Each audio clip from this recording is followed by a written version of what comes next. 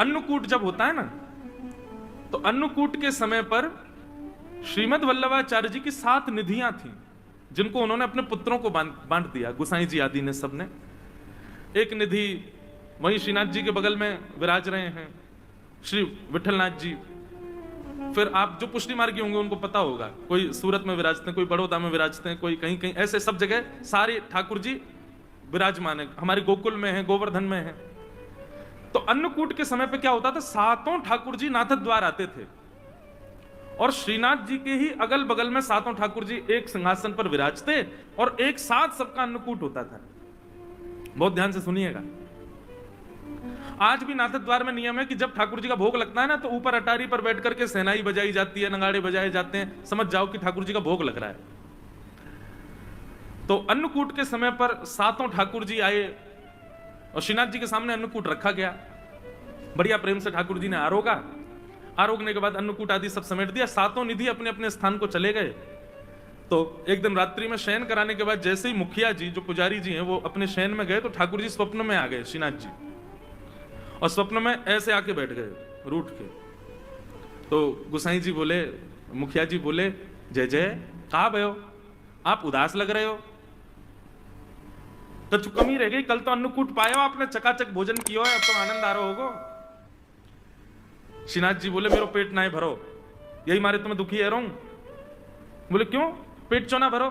बोले अब इतनी सारी सामग्री सामने रखी, लेकिन वो 7 मेरे बगल में बैठे, एक यहां बैठो, एक वहां बैठो, सबरे इतने सारे बैठे, मुझको तो खावे में संकोच आ रहा, मैं खा रहा हूं तो मुझको यूं लग रही, यूं सोच रहा हूं कैसे खा रहा है, कैसे भर भर के खा रहा है, या हमारे में तो आराम। अब जैसे आप भोजन करो, निश्चित है रेस्टोरेंट में जब जाते हैं भोजन करने, तब की स्थिति और घर में जब करते हैं तब की स्थिति अलग होती है।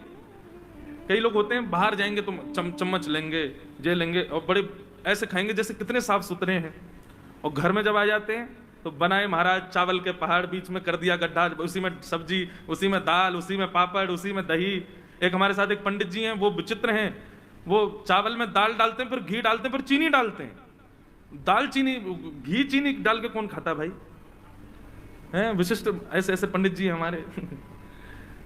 तो जब आप सहजता में प्रेम से खा रहे होते हो, तब आप ये विचार नहीं करते कहां गिर रहा है, कहां कैसे, आप बस पाते हो प्रेम से। लेकिन 4 लोग बैठे हो तो निश्चित है कि आपका मन भी होगा, तो आप कहोगे नहीं नहीं बस ठीक है, इतना ही रहने दो। ठाकुर जी बोले, मेरो पेट ही ना भरो, मुंह क्यों लग रही, जन कहा सोचेंगे सबरे अगल बगल में बैठे, बोले कैसे भर भर खा रहा है। श्रीनाथ जी से कही, बोले आज्ञा करो जय जय। फिर कहा करूं? बोले एक काम करो, मेरो एक और अन्नकूट करो, और अब की बार कोई को बताइयो मत, एक गुपचुप अन्नकूट करो। और सुनो, ये जो तुम अटारी पे नगाड़े वारे बैठा दो, कहो सबरी पूरी दुनिया पता चल जाए कि मैं भोजन कर रहा हूं, इनको भी अंदर कमरा में बैठा दो, कोई को पता नहीं चलना चाहिए मेरा अन्नकूट है रोज। तो इसलिए नाथ द्वार में आज भी 2 बार अन्नकूट होता है। एक बार तो पूरे विश्व को पता रहता है कि ठाकुर जी का अन्नकूट हो रहा है, और एक बार पड़ोसियों को भी नहीं पता होता और श्रीनाथ जी का अन्नकूट हो जाता है। तो उस अन्नकूट का भाव क्या? बोले ठाकुर जी प्रेम से पाते हैं अकेले बैठ करके। इसलिए भैया पर्दा किया करो, ठाकुर जी को अपनी प्राइवेसी चाहिए, उनको अच्छा लगता है।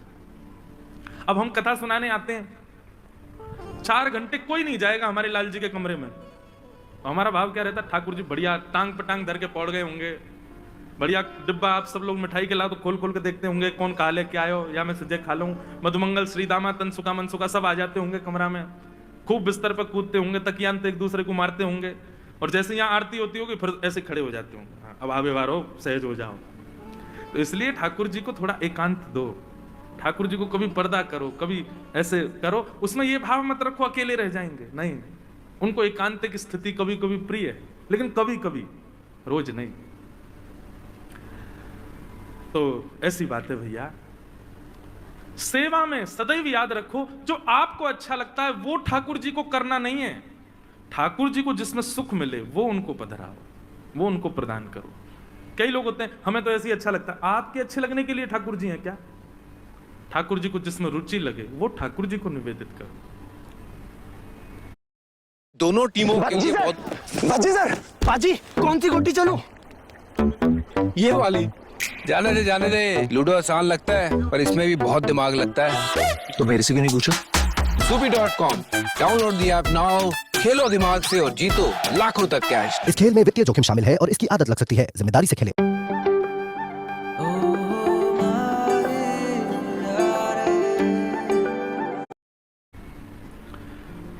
कथा क्रम में चलें। कल हम आप सब लोगों ने श्रवण किया कि श्रीमद् भागवत की रचना हुई और श्रीमद् भागवत जी की रचना में प्रधानता पंचम पुरुषार्थ प्रेम की है। वेद व्यास जी ने भागवत की रचना की और वही भागवत की सुंदर गाथा अपने पुत्र श्री सुखदेव जी को अर्पित की। सुखदेव जी ने यह कथा जाकर के परीक्षित को सुनाई। प्रश्न हुआ परीक्षित कौन है? तो यहां से अब महाभारत का थोड़ा प्रसंग आता है कि यदा मृधे कौरव संजयाना वीर स्वथो वीर गतिम गतेषु ब्रकोदरावे दगदा विमर्श भृगनो रुदंडे धृतराष्ट्रपुत्रे। महाभारत का युद्ध अपने बिल्कुल आप लोग सावधानी से सुनिएगा, अपनी अंतिम स्थिति में चल रहा था। दुर्योधन और भीम के बीच में युद्ध चल रहा था। तभी भीम ने दुर्योधन को मारने के लिए अपनी गदा का प्रहार उसकी जंघा पर किया। नाभि से नीचे प्रहार करना युद्ध में मना है, लेकिन भीम ने जंघा पर प्रहार किया। क्यों? सबको कथा पता है कि दुर्योधन का पूरा अंग जो है ना वो लोहे के समान है, उसको मारा नहीं जा सकता। केवल उसके जंघा का भाग ही है, उसका कटी भाग ही एकमात्र है जो चैतन्य हमारी तरह है। बाकी उसका सर्वांगीण अंग दिखता हमारे जैसा है, लेकिन वो पूरा लोहे का है। क्योंकि गांधारी ने अपने संपूर्ण जीवन के नेत्रों की ऊर्जा अपने पुत्र को देखने के लिए निर्वस्त्र अवस्था में देख लिया था, लेकिन भगवान ने आकर के ऐसी युक्ति की कि दुर्योधन से कहा, अरे निर्वस्त्र जाओगे मां के सामने, कम से कम एक कौपीन तो धारण कर लो। तो केले का पत्ता आगे लगा लिया। जैसे गांधारी ने नेत्र खोल करके देखा, संपूर्ण अंग लोहे का हो गया, लेकिन उसकी जंघा का भाग जो है वो रह गया। गांधारी ने डांटा, बोले ये तू केले का पत्ता लपेट के क्यों आया? बोले मां आपके सामने निर्वस्त्र थोड़ी आऊंगा। वही दुर्योधन के वध का कारण बना। भीम ने अपनी गदा का प्रहार दुर्योधन की जंघा पर किया और जंघा टूटते ही दुर्योधन गिर पड़ा। महाभारत का युद्ध पांडव जीत गए। पांडव अपने विजय का आनंद कर रहे थे। भगवान ने संपूर्ण पांडवों को उत्सव मनाने के लिए कहा कि कल उत्सव मनाएंगे, अभी रात्रि विश्राम करो। लेकिन तभी अर्धरात्रि में दुर्योधन ने गुरुपुत्र अश्वत्थामा को भेज दिया, जाओ सोते हुए पांचों पांडवों को मार दो। यदि हम हस्तिनापुर की गद्दी पर नहीं बैठेंगे तो ये भी नहीं बैठेंगे।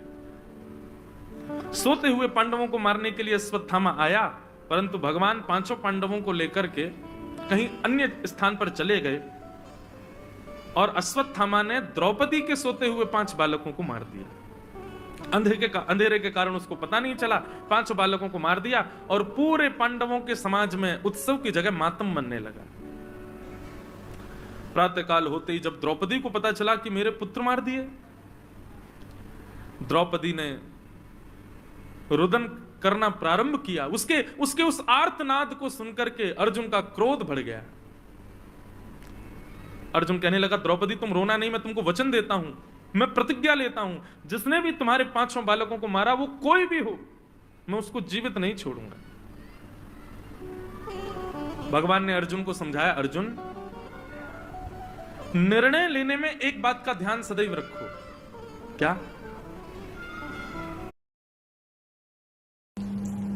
लव मैरिज करना चाहती थी, पर पेरेंट्स काफी अगेंस्ट थे। टेंशन और स्ट्रेस इतना बढ़ गया था कि समझ। क्रोध में कभी भी निर्णय नहीं लेना चाहिए।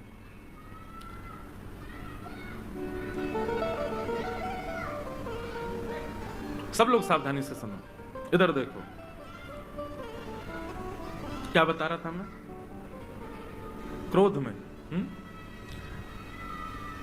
खेल रहे हैं क्या बच्चे? वाह भैया। तो मैं ये कह रहा था, क्रोध में निर्णय नहीं। जो लोग कहते हैं महाराज जी क्रोध कम करना चाहते हैं, क्या करें, क्रोध कैसे कम होगा? 2 उपाय हैं। पहला, जैसे ही क्रोध आए मौन हो जाओ। भाई थोड़ा तो कुछ करना पड़ेगा। अब आप चाह रहे हो कि कोई जड़ी बूटी मिल जाए उससे क्रोध कम हो जाए, तो ऐसे तो होगा नहीं। थोड़ी प्रक्रिया तो आपको करनी पड़ेगी। तो जब क्रोध आए तब मौन हो जाओ, बोलो नहीं, क्योंकि क्रोध का सबसे पहला प्रभाव, दुष्प्रभाव आपकी जीभ पर होता है। और उस समय आप ऐसी भाषा का भी प्रयोग कर देते हैं जो आपने कभी नहीं बोली है। देखो, या तो जीवन में सत्संग इतना होना चाहिए कि क्रोध भी आए तो आपकी भाषा डगमगाए ना, लेकिन इतना सत्संग जीवन में नहीं है, इतना हमने अभी सत्संग किया नहीं है। तो क्रोध आने पर अपनी जीव को शांत कर लो, बस मौन हो जाओ, कैसे भी करके टेप लगा लो, मुट्ठियां बांध लो, बोले बोलना नहीं है कुछ भी, बस। दूसरी बात, क्रोध में कुछ भी हो जाए पर कभी भी कोई निर्णय मत लीजिए, क्योंकि क्रोध के समय पर आपका सर्वांगीण अंग, आपके समस्त विचार, आपकी हर स्थिति तामसिक हो जाती है। और तामसिक स्थिति में जब आप निर्णय लेते हैं तो वो आपका कभी कल्याण नहीं करेगी। आज तक भी कई लोग पछताते हैं कि हमने उस समय ऐसा निर्णय क्यों लिया, क्रोध के कारण हमने ऐसा क्यों बोला। वो क्षमा मांगते हैं, बाद में बोध होता है उनको कि हम गलत थे। इसलिए क्रोध में भैया ये दो काम कर लो, एक तो मौन हो जाओ, दूसरी बात कोई निर्णय मत लीजिए। निर्णय तभी लीजिए जब आपका क्रोध शांत हो जाए।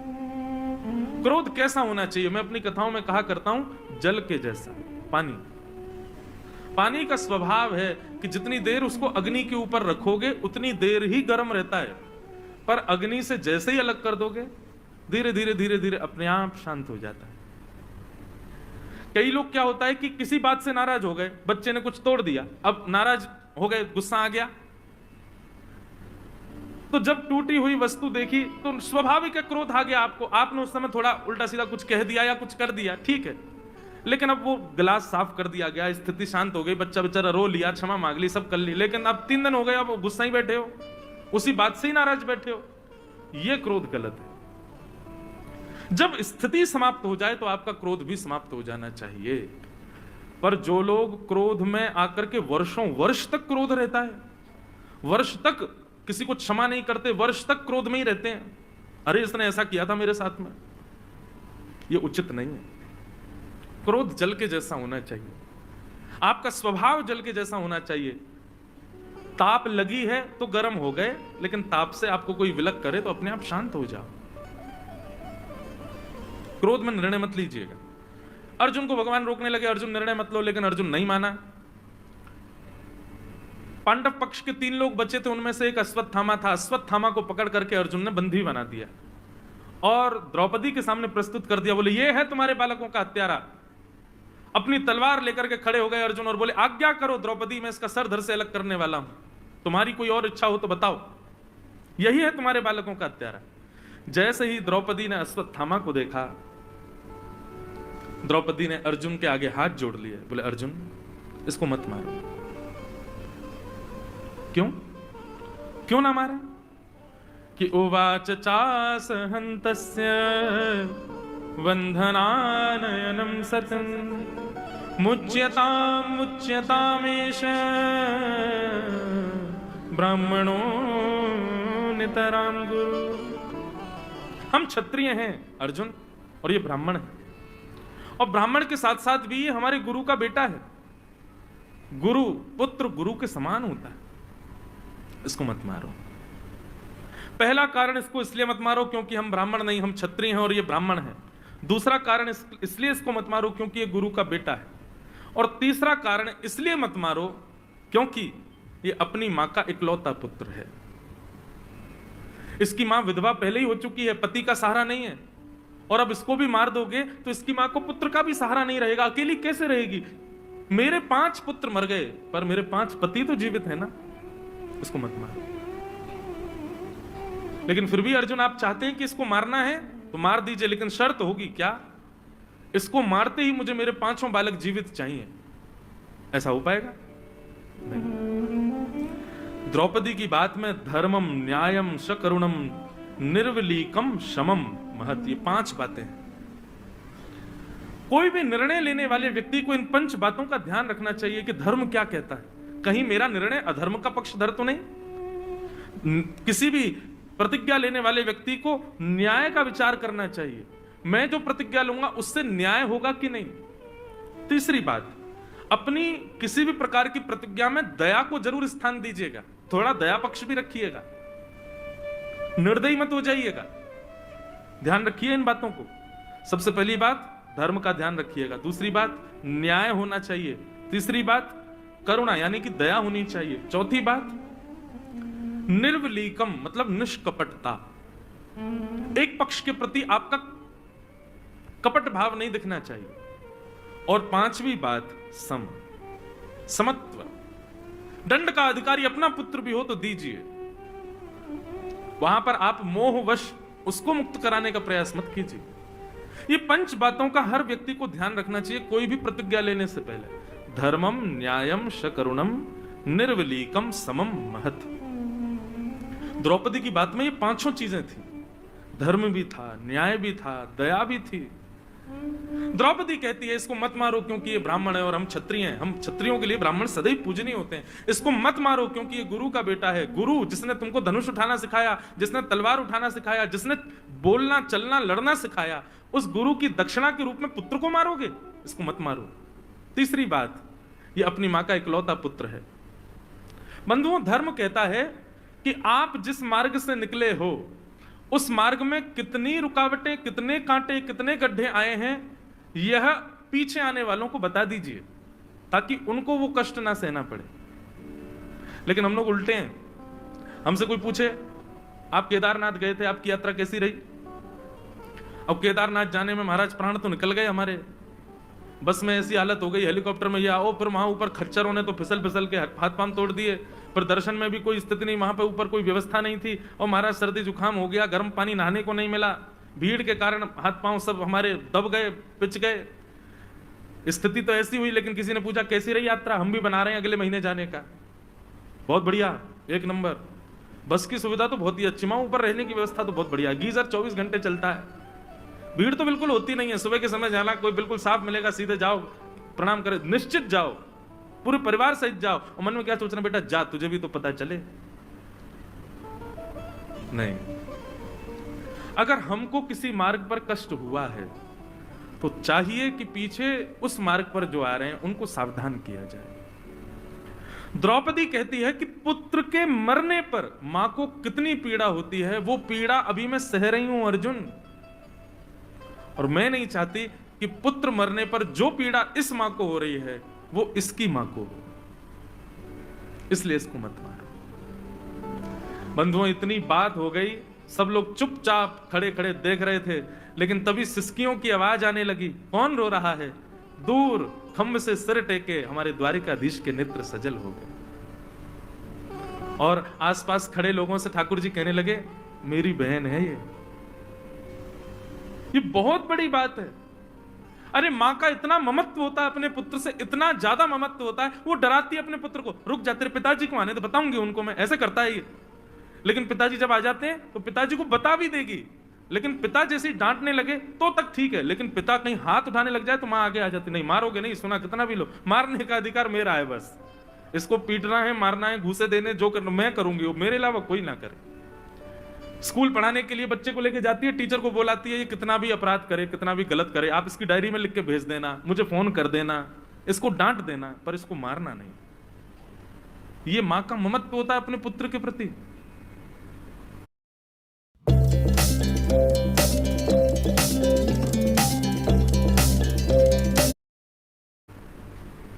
उस मां के निर्दोष 5 बालक मार दिए गए, और वो मां हत्यारे को सामने देख करके कह रही है कि इसको छोड़ दो। ये बहुत बड़ी बात है, ये सामान्य बात नहीं, ये साधारण बात नहीं है बंधु।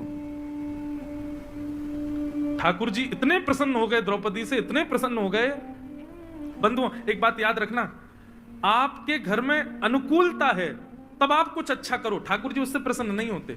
प्रतिकूल स्थिति आवे और उसमें भी आप अपना धैर्य ना खो, तब ठाकुर जी प्रसन्न होते हैं।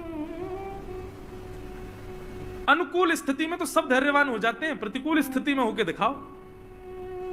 आप जिस मंजर में नहीं रह सकते उसमें भी अपने आप को शांत रख करके दिखाओ अपने आप। अब एक कथा है तो हंसी की, पर एक बात है, वृंदावन में एक संत ने मौन व्रत धारण करने का नियम ले लिया, मैं मौन रहूंगा। कब तक मौन रहोगे? बोले 14 वर्ष तक मौन रहूंगा। 12 वर्ष उनके मौन में निकल चुके थे, लेकिन वो महात्मा क्या करते थे? मौन थे पर हाथ में डायरी पेन लेके चलते थे, और उनको जिसको कुछ कहना होता था लिख करके उसको दे देते थे। किसी को गाली भी देनी होती थी लिख के दे देते थे। ऐसा मौन था उनका। अब संतों में भी आपस में एक दूसरे से आनंद तो लेते ही हैं। एक बार वो महात्मा किसी पंगत में बैठे थे भोजन करने, उनको गुलाब जामुन बड़ा प्रिय था। तो गुलाब जामुन वाले से दूसरे संत ने जाके कहते, बोले सुन, सबको गुलाब जामुन देना, वो मौनी बाबा बैठे उनको मत दियो। बोले वो तो गुलाब जामुन के बड़े प्रेमी है, 4 पहले ही रखवा लेते हैं। बोले इसीलिए तो कह रहे हैं उनको मत दियो। बोल वो पाएंगे नहीं, तू देना नहीं उनको। अब लेकर के गुलाब जामुन भोग, गुलाब जामुन प्रसाद सबको देते देते जैसे ही बाबा के पास गए, बाबा तो उसी की प्रतीक्षा कर रहे थे। अच्छा बाबा नहीं चाहिए, आगे चले गए। बाबा तो मौन, कुछ कह तो सकते नहीं। देखने लगे उसको, बोले चला गया, दिख नहीं गया। घूम करके बेचारा पूरी पंगत में फिर से जैसे ही आया, तो बाबा ने पूड़ी भी नहीं खाई, अभी ऐसे ही बैठे थे तान के, बोले अब के देके जाएगा। जैसे ही आया, बाबा गुलाब जामुन, अच्छा अभी ये नहीं खाया, इसके बाद पाओगे? ठीक है बाबा ठीक है, आगे चले गए। 3-4 बार उस व्यक्ति ने गुलाब जामुन दिखा करके भी नहीं दिया। 5वीं बार जब वो आए तो बाबा क्रोध में तिल मिला रहे थे, बोल सकते नहीं कुछ भी, और बाकी के महात्मा आनंद ले रहे थे। बोले अब आएगा आनंद।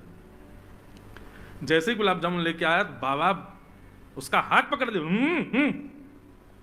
अच्छा बाबा ठीक है, अभी थोड़ी देर में लेके आऊं। आगे जैसे निकला, बाबा खड़े हो गए। बोले इधर दे रहा, उधर दे रहा, बीच में क्यों नहीं रख रहा, यहां क्यों नहीं दे रहा मेरी पत्तल पर? सब बोले बाबा मौन। बाबा बोले राम राम राम राम, हो गया कल्याण हमारा। 14 वर्ष का मौन 12 वर्ष में टूट टाट गया। सब ने आकर के हृदय से लगाया, बोले अब 12 साल का ही रहने दो बाबा, प्रेम से गुलाब जामुन पाओ। प्रतिकूल स्थिति में अपने आप को संयमित रखना, यह परीक्षा है। अनुकूल स्थिति में तो कोई भी रह लेगा, अनुकूल स्थिति में तो अपने ऊपर संयम कोई भी कर लेगा, प्रतिकूल में करके दिखाओ। जब दूसरों पे आती है तो सब उपदेश देने पहुंच जाते हैं, ऐसा करो ऐसा करो, अरे राम राम, ऐसा नहीं तुमको ऐसा करना था, ऐसा नहीं तुमको ऐसा करना था, ओहो तुमने ये गलती कर दी इसीलिए ऐसा हुआ है। लेकिन जब वही घटना खुद के ऊपर आ जाती है तो सब भूल जाते हैं, हम लोग निकल जाते हैं सब बाहर, कुछ नहीं कर पाते। लेकिन द्रौपदी की कितनी श्रेष्ठ बात, अपने बालकों के हत्यारे के लिए भी वहां पर वो धर्म का विचार कर रही है, न्याय का विचार कर रही है, करुणा का विचार कर रही है, समता का विचार कर रही है, निष्कपटता का विचार कर रही है, एक मां की पीड़ा का विचार कर रही है, उसके ब्राह्मणत्व का विचार कर रही है, वो गुरु का बेटा है इस बात का विचार कर रही है। कोई रीझा हो चाहे ना रीझा हो, पर श्याम सुंदर रीझ गए द्रौपदी से। क्रिया सदैव ऐसी करो जिससे ठाकुर जी प्रसन्न हो। हम लोगों की ऐसी कभी कभी ओछी हरकतें हो जाती हैं कि केवल 4 लोगों को खुश करने के लिए हम वो काम कर देते हैं। नहीं, क्रिया सदैव ऐसी करो जिससे श्याम सुंदर प्रसन्न हो। द्रौपदी पर भगवान रीझ गए। अर्जुन ने भगवान से पूछा, भगवान आप ही बताओ मैं क्या करूं? भगवान बोले, ब्रह्म बंधुर न हंतव्य आतताई बधारह। अर्जुन, ब्राह्मण कैसा भी क्यों ना हो उसको मारना नहीं चाहिए, परंतु बालकों का हत्यारा कोई भी क्यों ना हो उसको छोड़ना नहीं चाहिए। अश्वत्थामा ब्राह्मण है इसलिए इसको मारना नहीं है, अश्वत्थामा छोटे बालकों का हत्यारा इसलिए इसको छोड़ना भी नहीं। अर्जुन समझ गए मुझे क्या करना है, मतलब मृत्यु दंड से भी कोई बड़ा दंड इसको देना है। और बंधुओं आज आप स्पष्ट सुन लीजिएगा, मृत्यु दंड से भी एक बड़ा दंड होता है। क्या? प्रतिष्ठित व्यक्ति का भरे समाज में अपमान। ये मृत्यु दंड से भी बड़ा दंड है। और एक और बात कहें, बहुत सम्मान की इच्छा रखने वाले व्यक्ति के लिए मृत्यु दंड से भी बड़ा है दंड, उसका अपमान हो जाना। और ऐसा व्यक्ति जब तक मरता नहीं तब तक अपने अपमान की अग्नि में जलता रहता है। मृत्यु को प्राप्त करने वाला व्यक्ति 5-6 घंटे में फिर भी चिता में जल जाता है, परंतु अपमान के अग्नि में जलने वाला व्यक्ति जीवन पर्यंत जलता रहता है। भगवान ने कहा ये गुरुपुत्र है, इसको बहुत सम्मान मिला है, इसकी सब रेस्पेक्ट बहुत करते हैं। आज वही समाज इसके सामने खड़ा है जो इसका सम्मान करता है, सबके सामने इसका अपमान करो, यही इसका दंड है। आधी मूंछ, आधी दाढ़ी और आधे केश मूड़ करके अर्जुन ने उसकी ब्रह्म तेज की मणि को निकाल करके धक्के देकर के सभा से बाहर कर दिया। बोले यही उचित दंड है इसके लिए। अश्वत्थामा, अपमान हो गया अश्वत्थामा का। भगवान अब कहने लगे भैया आप सब लोग अब अपने हस्तिनापुर की गद्दी संभालो, सब लोग व्यवस्थित हो जाओ, मैं द्वारिका जा रहा हूं। जैसे ठाकुर जी द्वारिका के लिए प्रस्थान करने लगे, इतने में ही बंधुओं अश्वत्थामा ने अर्जुन की पुत्र वधू उत्तरा के गर्भस्थ शिशु को मारने के लिए ब्रह्मास्त्र छोड़ दिया। आकाश में ब्रह्मास्त्र देख करके उत्तरा दौड़ी दौड़ी भगवान के रथ के पास गई। भगवान द्वारिका को जा रहे थे कि पाहि पाहि महायोगिन देव देव जगतपते नान्यम तद्भयम पश्ये यत्र मृत्यु परस्परम। त्राहिमाम द्वारिकाधीश मेरी रक्षा करो। भगवान ने तुरंत अपना रथ रोका, उतर करके आए, देखा उत्तरा दौड़ी दौड़ी आ रही है। उत्तरा को तुरंत भगवान ने पूछा क्या बात है उत्तरा, क्यों रो रही हो? उत्तरा ने कहा देखिए ना भगवान, अश्वत्थामा ने ब्रह्मास्त्र छोड़ दिया आकाश में मेरे गर्व को मारने के लिए। मेरा गर्व भले ही, मुझे भले ही कुछ भी हो जाए, मेरे गर्व को बचा लो भगवान। मेरे पति को इन लोगों ने पहले ही चक्रव्यूह में फंसा करके मार दिया, कम से कम मैं अपने बालक को जन्म दूं, यह श्रेष्ठता तो मुझे प्राप्त हो। भगवान आप मेरी रक्षा करो। सबके मध्य आकर के उत्तरा ने जब भगवान से प्रार्थना की, ठाकुर जी एक रूप से तो बाहर खड़े थे, अदृश्य रूप से उत्तरा के गर्भ में प्रवेश करके भगवान ने उसके गर्भस्थ शिशु की रक्षा की। ये है new Moto Book 60 for style and power. All new Moto Book 60 जो स्टनिंग पैंटोन कलर्स में आता है, featuring the segments leading 14 inch. आकाश में देखते ही देखते ब्रह्मास्त्र नष्ट हो गया और किसी को पता नहीं चला कि ये ब्रह्मास्त्र नष्ट हुआ कैसे। सब लोग आश्चर्य करने लगे, बोले कुछ तो हुआ तो है नहीं। ठाकुर जी बाहर खड़े हैं, पांचों पांडव अपने स्थान पर खड़े हैं, उत्तरा आकर के भगवान से प्रार्थना कर रही है और केवल इतनी देर में ब्रह्मास्त्र नष्ट हो गया। इस ब्रह्मास्त्र को नष्ट किया किसने? कोई नहीं पहचान पाया। लेकिन बंधुओं कितनी अच्छी बात, ब्रह्मास्त्र जैसे ही नष्ट हुआ, आकाश की ओर सब लोग आश्चर्यचकित होकर देख रहे थे कैसे नष्ट हुआ ब्रह्मास्त्र। ठाकुर जी ताली बजाने लगे, बोले जय हो जय हो जय हो। सब बोले क्या हुआ भगवान? बोले उत्तरा के भजन के प्रताप ने, उत्तरा के पातिव्रत धर्म ने, उत्तरा की धर्म नैष्ठिकता ने देखो ब्रह्मास्त्र को आकाश में नष्ट कर दिया। समझ में आई बात? नष्ट तो ठाकुर जी ने किया, लेकिन श्रेय पूरा उत्तरा को दे दिया। उत्तरा ने किया, उत्तरा के भजन बल ने किया। आप जाते हो मंदिर में जाकर के सोने का छत्र चढ़ा करके आए, पूरा मंदिर ताली बजाता, वाह वाह वाह भैया देखो इन्होंने सोने का छत्र चढ़ाया। ठाकुर जी मंद मंद मुस्काते हैं, क्यों? बोले बल तो हमने ही दिया, हमने ही योग्यता प्रकट करी, हमने ही ऐसी व्यवस्था करी कि ये सब छत्र आदि जो भी इसने चढ़ाया या जो भी सेवा इसने की वो ये कर पाया, पर श्रेय सारा इसी को ही मिल गया। ये ठाकुर जी का स्वभाव है बंधु। अब यहां की बात नहीं, पर कहीं भी कोई कथा कराए, बहुत बड़ी कथा हो, दसों हजार लोग आ रहे हैं कथा में, सबका भोजन प्रसाद आदि, तो कई जगह क्या होता है यजमान लोग आते हैं, महाराज जी कोई अब व्यवस्था तो नहीं मिलेगी। नहीं, आपको पता है महाराज जी 20,000 लोग रोज भोजन कर रहे हैं, सबके लिए एक टांग पर खड़े होकर सबकी व्यवस्था देख रहा हूं।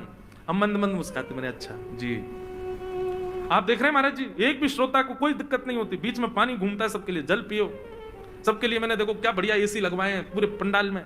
होता है कई जगह लोग बाग ऐसा बताते हैं बहुत, तब मुझे यही प्रसंग याद आता है, करता तो सब ठाकुर जी हैं, पर ठाकुर जी का स्वभाव कैसा है, क्रेडिट हमको ही दे देते हैं कि तुमने किया, पर हमारी सामर्थ्य कुछ नहीं है।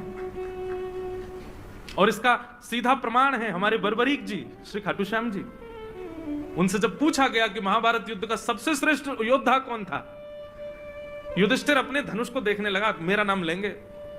अर्जुन बोला गांडीव धनुषधारी तो मैं ही हूं, मेरा नाम लिया जाएगा। सब लोग अपनी अपनी छाती चौड़ा रहे थे, लेकिन बर्बरीक जी के नेत्रों में आंसू आ गए।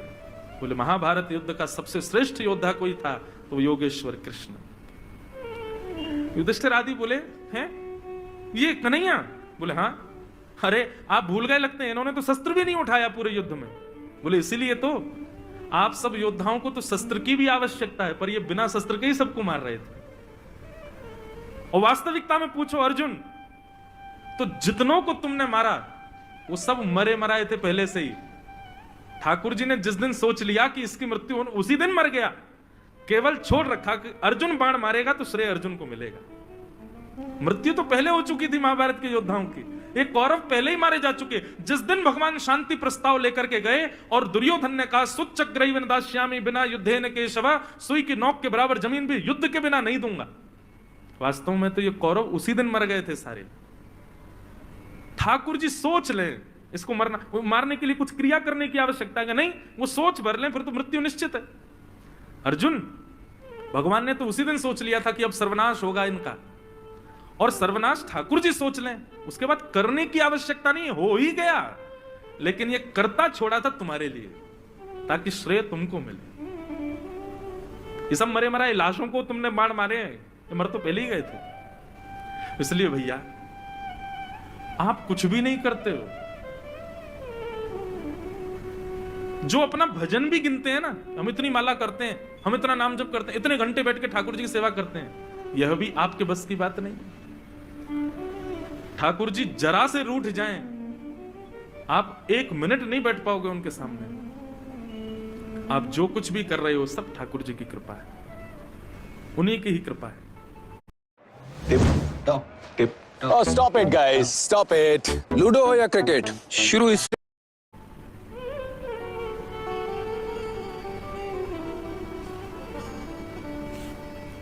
भगवान ने श्रेय दे दिया उत्तरा को। सब लोग कहने लगे अरे कैसे ब्रह्मास्त्र नष्ट हुआ? भगवान बोले उत्तरा का पातिव्रत है, ये उत्तरा का भजन बल है, उत्तरा की धर्म नैष्ठिकता। उत्तरा तुझको प्रणाम है भैया, तेरे धर्म बल ने देख ब्रह्मास्त्र को नष्ट कर दिया आकाश में। उत्तरा को भी लगने लगा हाँ ये तो जरूर मेरे ही बल से नष्ट हुआ है। ठाकुर जी मंद मंद मुस्काने लगे, सब उत्तरा की प्रशंसा करने लगे। लेकिन कोने में खड़ी कुंती बुआ भगवान को देख रही थी। पास आई भगवान के, ठाकुर जी बोले कहो बुआ, देखो कैसी बहू आपके घर में उत्तरा, इसका भजन बल, इसका धर्म बल, इसकी पातिव्रत सेवा, इस सबके बल से देखिए आज इसने ब्रह्मास्त्र को नष्ट कर दिया। कुंती बोली ठाकुर जी आप कितने चतुर हो, मैं ये गहराई नाप नहीं पा रही हूं, आप बहुत चतुर हो। ठाकुर जी बोले क्यों, ऐसा क्यों कह रही हो? बोले मुझे सब पता है, उत्तरा के गर्भ के शिशु को उसके धर्म बल ने नहीं बचाया। यदि उसका धर्म बल, भजन बल में इतनी सामर्थ्य होती ना तो अभिमन्यु जीवित खड़ा होता है यहां पर। जिस अभिमन्यु को चक्रव्यूह से नहीं बचा पाया कोई, उस उत्तरा का बल इतना हो गया कि वो अपने गर्भ के बालक को ब्रह्मास्त्र से बचा लेगी, अपने पति को बचा लेती। ये सब आपकी कृपा है। आप एक रूप से बाहर खड़े थे और दूसरे अदृश्य रूप से आपने भीतर प्रवेश किया और भीतर जाकर के अपनी गदा को घुमाया है, उसी के बल से ही ये नष्ट हुआ है और श्रेय दे रहे उत्तरा को। ठाकुर जी तुरंत गए, कुंती बुआ का मुंह बंद कर दिया, चुप रहो बुआ, काय को पोल खोल रही है, लगे रहने दो, देखो सब देखो उत्तरा की प्रशंसा कर रहे हैं। कुंती एकांत में ठाकुर जी को ले गई और बोली अब मेरी बात सुनिए, मुझे आपकी स्तुति करनी है भगवान। और कुंती ने भगवान की प्रथम, श्रीमद् भागवत की सबसे पहली स्तुति है कुंती स्तुति।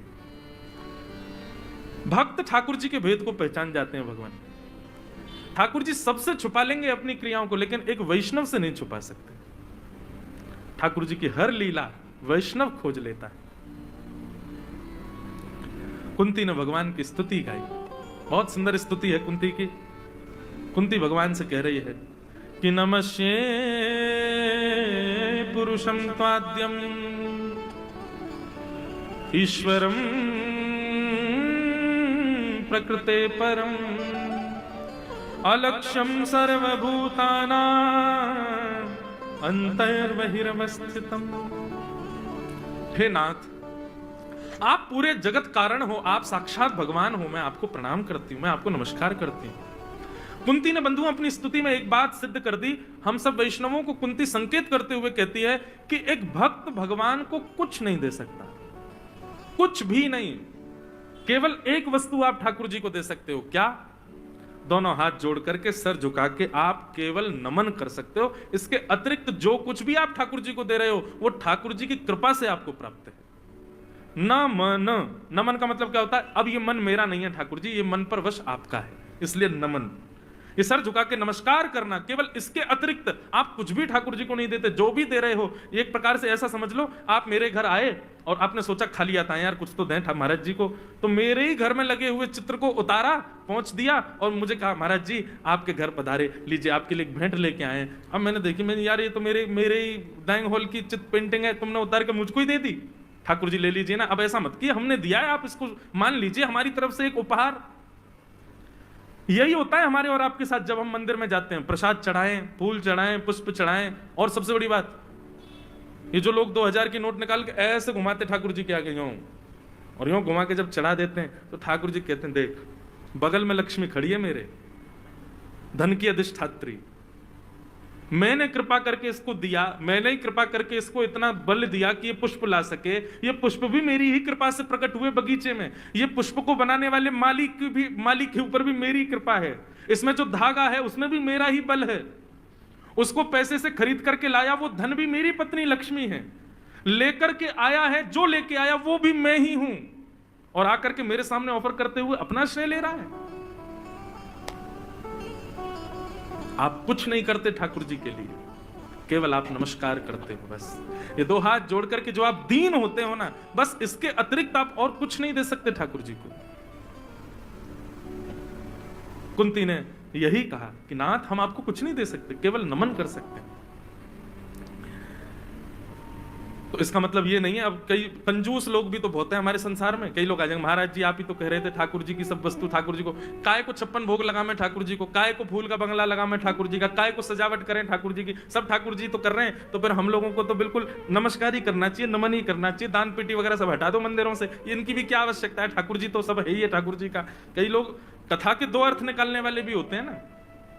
भाई देखो, ये 56 भोग ठाकुर जी को क्यों लगाया जाता है? हे ठाकुर जी, इस विश्व में 8 अरब लोग हैं,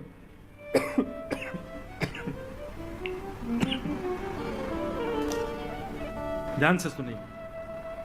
हे ठाकुर जी, इस विश्व में 8 अरब से भी ज्यादा लोग हैं, और 8 अरब से भी ज्यादा तो मानव हैं, उसके अलावा चींटी कितनी, पशु पक्षी कितने, जल के जंतु कितने आदि, और ये सब कितनी मात्रा में है कुछ पता थोड़ी है। परंतु भगवान, ये सारा विश्व आपके गर्भ में रहता है, हम आपको 56 भोग लगा करके ये निवेदित करते हैं, भगवान आप पूरे हमारे 56 भोग को स्वीकार करो, ये 56 भोग आपके जब गर्भ में जाए, पूरा विश्व का कोई भी व्यक्ति भूखा ना रहे। आप